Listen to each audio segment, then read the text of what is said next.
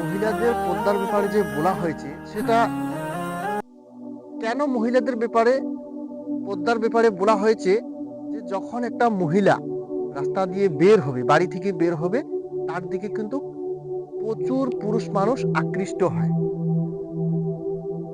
আর আকৃষ্ট হওয়াটা এটা কোনো অস্বাভাবিক ব্যাপার না, এটা স্বাভাবিক ব্যাপার। এটা কোরআন এবং হাদিস দ্বারা প্রমাণিত যে একটা মহিলার দিকে সব পুরুষে আকৃষ্ট হয়। সে ছেলে থেকে ধরে বুড়ো বয়স্ক সমস্ত লোকেই একটা মহিলার দিকে আকৃষ্ট হয়, এটা স্বাভাবিক ব্যাপার। এবার যখন একটা মহিলা রাস্তা দিয়ে হেঁটে যায়, দেখবেন যে দোকানে পাশারে তো অনেক মানুষ থাকে, যাদের কাজ কাম নেই তারা তো ওই রাস্তায় আশেপাশে দোকানে ঝাড়ে ওগুলো বসে থাকে।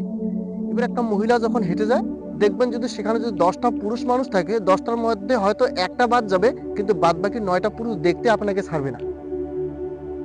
শুধু আপনাকে দেখবে যে শুধু তা নয়, দেখে আপনার নামে এক একজন এক এক রকম মনোভাব সৃষ্টি করবে। কেউ ভাববে মেয়েটা ফর্সা, কেউ ভাববে মেয়েটা পাতলা, কেউ ভাববে মেয়েটা কালো, কেউ ভাববে মেয়েটা মোটা, মানে তার শারীরিক গঠন নিয়ে আলোচনা শুরু করে দেয়। তার জন্য মা বোনেরা, এই পর্দাটা তোমাদের শুধু পর্দাটা যে ফরজ করা হয়েছে, পর্দাটা এমনি এমনি নয়। পর্দাটা আপনাকে সমস্ত দিক দিয়ে আপনাকে সহযোগিতা করবে।